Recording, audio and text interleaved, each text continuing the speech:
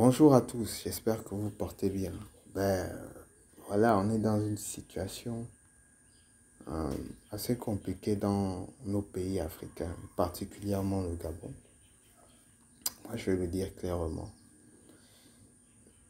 Au lieu de perdre du temps sur la distraction, les véritables points sont l'éducation, la santé et l'emploi.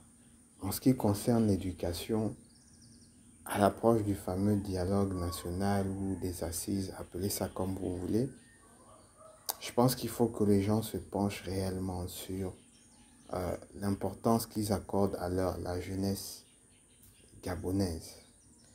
En ce sens que il y a des déficits d'enseignants dans les établissements publics, ça c'est un. Il y a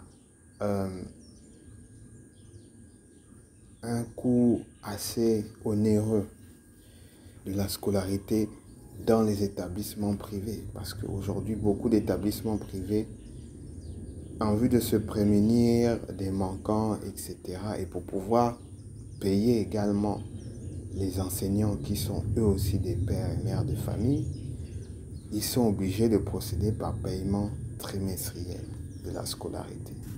Donc vous vous retrouvez en période de rentrée scolaire à devoir payer des trimestres, un trimestre, des tenues scolaires, parce que aussi au niveau de l'éducation, on n'a pas toujours enseigné les bonnes bases, ce qui fait en sorte qu'on se retrouve avec des enfants qui chaque année veulent renouveler des nouvelles tenues parce qu'ils ne prennent pas convenablement soin d'elles. À notre époque, on pouvait faire 2 ans avec un sac à dos.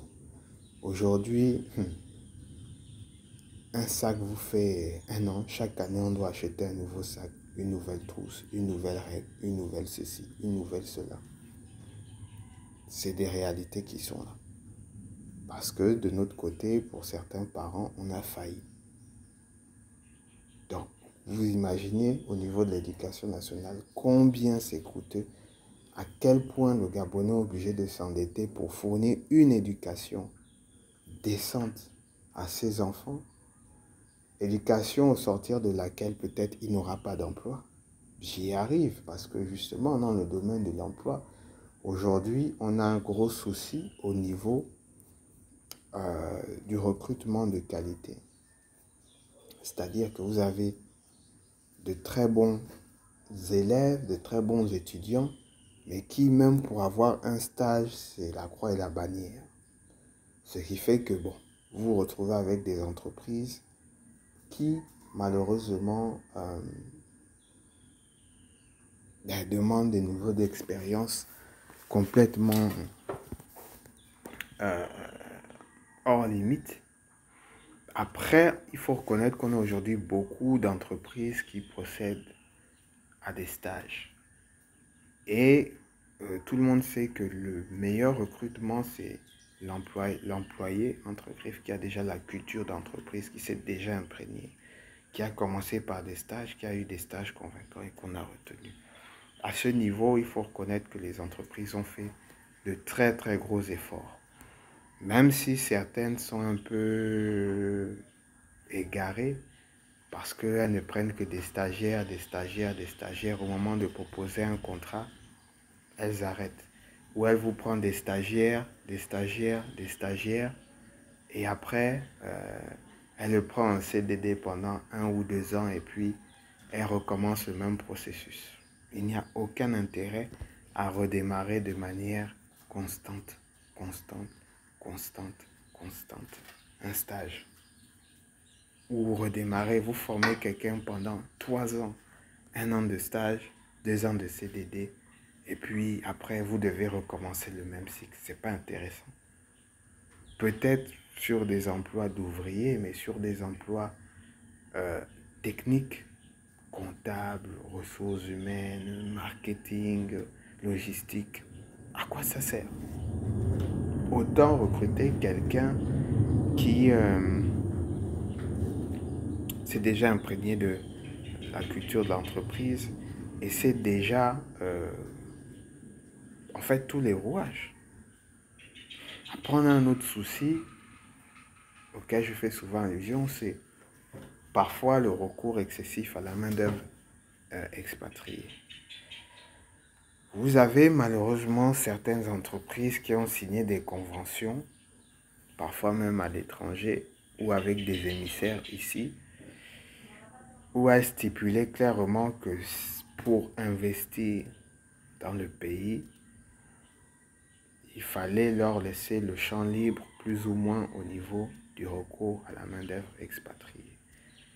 Donc, vous vous retrouvez avec des entreprises où le DG est expatrié, on comprend, ce sont ses capitaux, mais le directeur des ressources humaines n'est pas gabonais. Bon, comment voulez-vous que quelqu'un qui ne soit pas gabonais, qui n'a pas les us et coutumes, qui ne connaît pas les réalités du terrain en termes de gestion des ressources humaines, les réalités quotidiennes du Gabonais, puisse venir le gérer? Il sera impitoyable. Il ne va pas comprendre quand on va lui parler de Kingele, de je ne sais quel quartier. Je ne dis pas que ce sont des raisons suffisantes, mais tu dois, sur certains dossiers, quand même faire preuve d'empathie. Mais ça, quelqu'un qui n'est pas du terrain, qui n'est pas du terroir, va être un peu trop rigoureux à ce niveau et ce ne sera pas productif. Même si on sait que le poste de DRH n'est pas un poste où on est le copain de tout un chacun. Vous vous retrouvez avec des entreprises où, comme je disais, le DRH, ça va être le frère ou la sœur. Le directeur financier, c'est le cousin ou le beau-frère. Le directeur d'exploitation, c'est l'oncle. Et finalement, on ne laisse aux locaux que des postes en bas d'assistants, assistants. Donc ça, c'est des choses, je pense, qu'il faudrait revoir. Vous ne pouvez pas travailler dans une structure en vous disant que toute votre vie, vous allez être assistant. Pourquoi ne pas émerger? D'où, pour, comme on dit, régler ce problème, ce n'est pas en demandant des recrutements tout azimut à la fonction publique. La fonction publique ne va jamais développer un pays. Son rôle, c'est d'avoir des administrations solides qui accompagnent justement les opérateurs économiques. Il faut engager, améliorer, mettre des mécanismes qui facilitent, si vous voulez, le développement de l'entrepreneuriat. Mais là, il y aura un certain boom économique au niveau du pays. Par entrepreneuriat, on dit entrepreneurs sérieux, pas des personnes par affinité à qui on va débloquer des budgets et qui vont disparaître dans la nature. Tu as besoin de pick-up pour le terrain, toi tu vas aller acheter une berline de luxe. C'est pas ça. Enfin, le dernier point, c'est la santé. Quand vous avez la santé, c'est une bénédiction. Parce que je vous assure que lorsque vous devez subir une opération chirurgicale, c'est compliqué avant, pendant et après. Avant, parce qu'il faut que vous trouviez l'argent pour la caution. Pendant, parce qu'il faut prier que l'opération soit concluante. Et après, parce que dans la majorité des cas, vous vous retrouvez toujours endetté. Soit endetté auprès de l'hôpital, et là pour faire sortir l'enfant ou le parent, c'est compliqué. Soit endetté à gauche, à droite, parce que il fallait sortir de l'hôpital, vous avez emprunté à gauche, à droite, et en bref, vous avez la corde autour du cou, parce que la santé coûte cher. Il n'y a pas de mutuelle pour tout le monde. La CNAMGS fait beaucoup d'efforts et dans certains cas, parfois, n'est pas remboursé dans les temps, ce qui fait que vous arrivez parfois dans des cliniques privées, on vous dit on ne reçoit pas la CNAMGS, ils nous doivent. Voilà. L'autre point, c'est que, par exemple, pour le cas des chômeurs, au Gabon, quand tu perds ton emploi, c'est la descente aux enfers si tu n'es pas assez smart d'avoir eu au moins une bicoque, peut-être un taxi qui tourne et des activités parallèles. Parce qu'on n'a pas mis en place un mécanisme d'assurance chômage qui fera en sorte que quand tu te retrouves sans emploi, tu puisses au moins avoir un accompagnement, même à 30% du revenu, par exemple, que tu percevais. On devrait essayer de